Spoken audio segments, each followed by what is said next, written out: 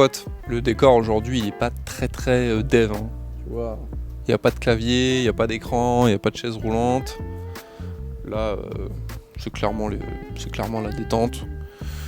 Je suis parti à 6 heures de Paname, m'isoler un petit peu pour faire du remote.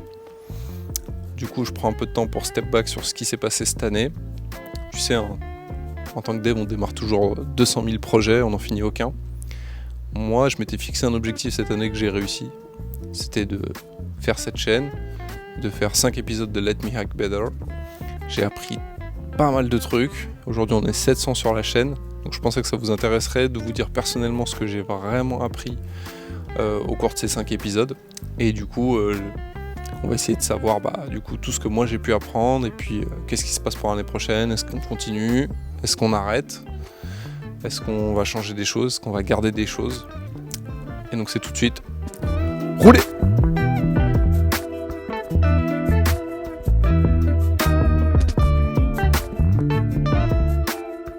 Alors il y a 1 an, j'ai décidé de lancer cette chaîne en partant du constat que moi j'avais envie d'évoluer. J'avais envie d'agrandir mon réseau, c'est-à-dire de rencontrer de nouveaux devs. Et aussi envie de faire de la vidéo en fait. Parce que c'était un truc que j'avais déjà un peu expérimenté par le passé. Dans une autre vie. Comment finalement éviter de faire simplement des vidéos, simplement des tutos. Du coup c'était peut-être de partir en fait d'un manquement que moi j'avais. Donc une réelle faiblesse technique par exemple, trouver le bon mentor, lui dire écoute trouve-moi un exercice un peu challengeant et on l'exécute en live. Et du coup dans cette formule là je retrouvais tout. Ouais, donc j'ai eu la chance cette année d'avoir 5 invités que vous avez rencontrés avec moi, que vous avez découvert avec moi, qui m'ont permis de m'aguerrir sur certains points. Et finalement, qu'est-ce que je retiens de tout ça ? En tout cas, avant de rentrer dans le détail de ce que j'ai pu apprendre, n'hésite pas à me dire si toi il y a une vidéo qui t'a permis d'apprendre des trucs ou qui t'a particulièrement plu. Ça m'intéresse fortement. Alors au niveau des feedbacks, je vais découper ça en 2 grandes parties, 2 grandes familles. Il y a les feedbacks assez tech et les feedbacks qui sont plus d'ordre général en fait. Et on va procéder par invité. Donc le premier c'est Olivier, je ne sais pas si vous vous en rappelez. Donc je vais vous remettre un lien vers la vidéo pour que vous puissiez y aller si vous l'aviez raté. Alors Olivier, le truc qui m'a le plus impacté en fait, c'est finalement cette histoire de complexité qui est corrélée aux architectures que tu vas utiliser. En fait, tout ce qui est microservices et du coup ce qui était très trendy, c'est toujours alléchant, c'est toujours sexy. Par contre, ça vient avec un lot de complexité qui, si on n'est pas prêt à le gérer, peut devenir vite problématique en fait. L'autre chose c'était, et c'est ce que parfois il m'arrive encore de faire quand je POC, c'est de faire en fait des back-ends à qui tu passes en fait un email et un mot de passe et qui renvoie tout de suite un token. Parce que du coup n'importe quel bot envoie un email qui ressemble à un email, un mot de passe et il récupère un token, il peut commencer à récupérer des datas sur ton API, tenter de hacker en fait tout simplement. Donc le mieux c'était par exemple d'utiliser un password à usage unique ou d'envoyer un mail de confirmation pour casser un peu cette dynamique. Le deuxième invité qu'on avait eu c'est Thomas Gentilhomme, toujours sur la partie tech.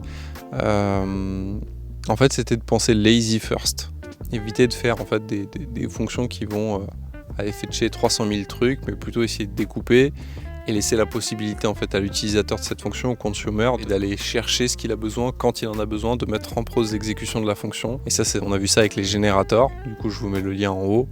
Et ça, franchement, c'est un truc qui, depuis que moi j'ai découvert ça, j'en utilise partout. Il y a même très peu de temps, je l'ai utilisé sur un test technique. On me demandait justement un chargement, il y avait 300-400 images sur un serveur. On avait déjà les ID des images par avance. Et du coup le but c'était de faire une fonction lazy et du coup avec des coups de next j'allais chercher à chaque fois l'image d'après quand j'en avais besoin et ça m'a vachement servi du coup d'avoir pu expérimenter ça. Donc gros merci à Thomas et surtout merci à Thomas pour la partie open source parce que c'est un truc qui me plaisait beaucoup mais j'y allais vraiment timidement.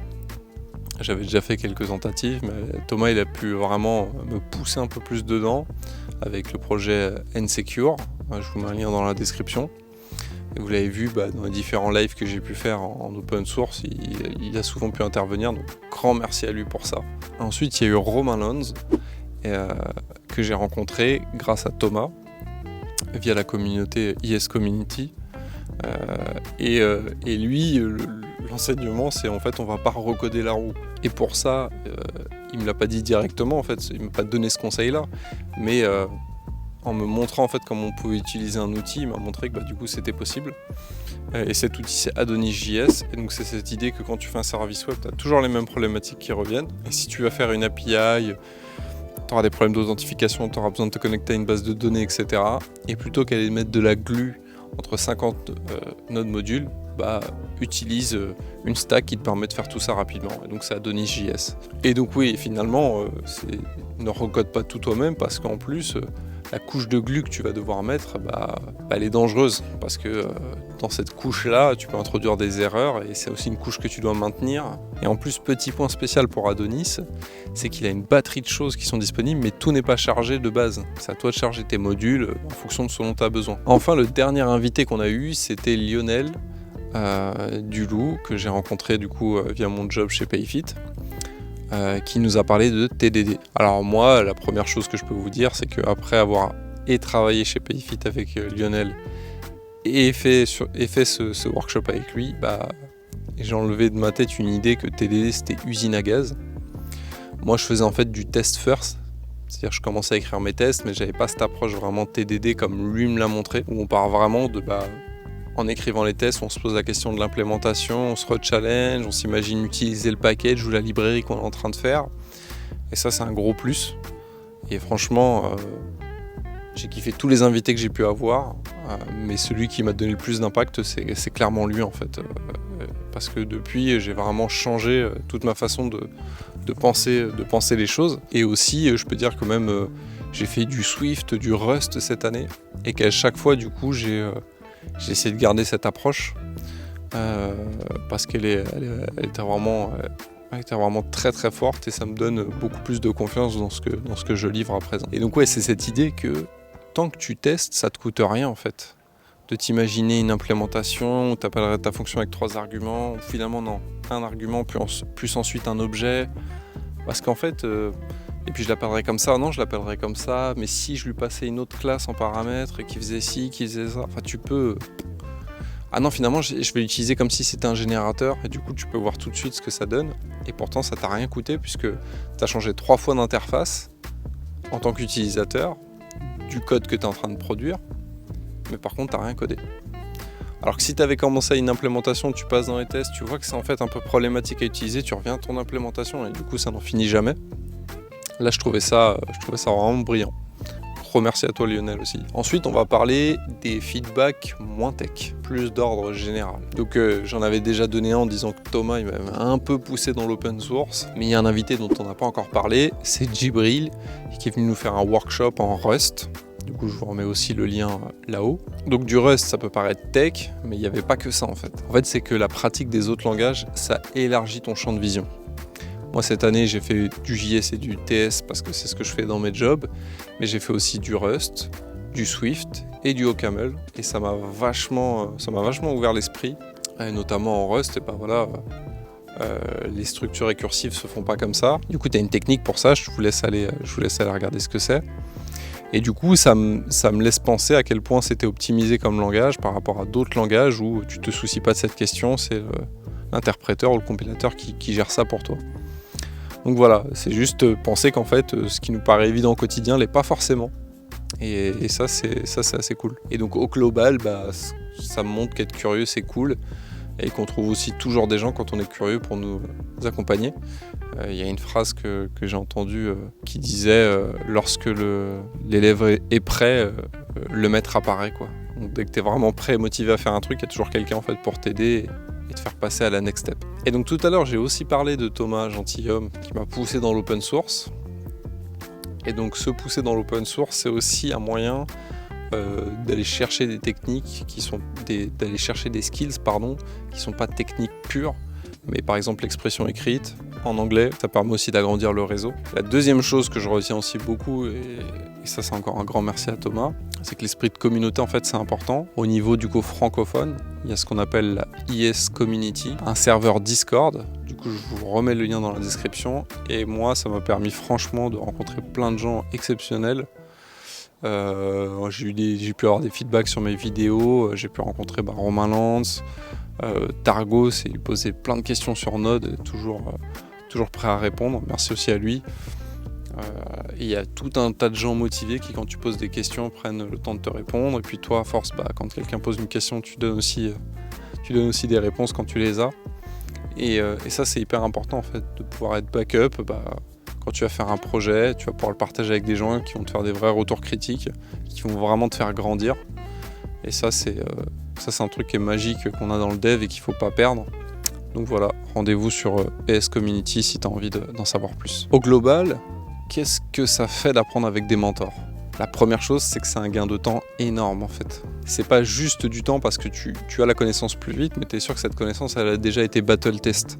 Et ça c'est ça qui est valuable, c'est que la personne qui te transmet ça est déjà passée par 50 problématiques, avec les highlights plus rapidement, et quand tu pars pour appliquer ton concept, tu es plus confiant. Bien sûr, ça te permet en fait de d'étendre ton réseau en fait. Le jour où j'ai croisé Thomas Gentilhomme sur LinkedIn, et il a vu que je faisais des trucs, donc il m'a dit tiens, j'ai vu que tu étais actif, viens dans la commu. Et tout ça se passe que parce que tu rencontres une fois un mentor, du coup ça devient un peu ton pote.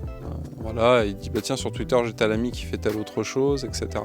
Un truc qui est bien aussi quand tu es avec un mentor, c'est que quand tu vois au niveau d'une session de pair programming, tu vois assez vite en fait tes manquements. Si la personne te reprend 4 fois sur la même chose, tu sais que c'est un point qu'il faut améliorer en fait. Moi je me pose la question de mes challenges de l'année prochaine. Je fais une rétro sur l'année passée. Mais j'aimerais aussi connaître les tiens parce que potentiellement ça pourra me donner des idées pour l'année prochaine. Si jamais toi tu as envie de te challenger sur tel langage, tel pattern, je sais pas quoi, peu importe ce que c'est, dis-le moi dans les commentaires.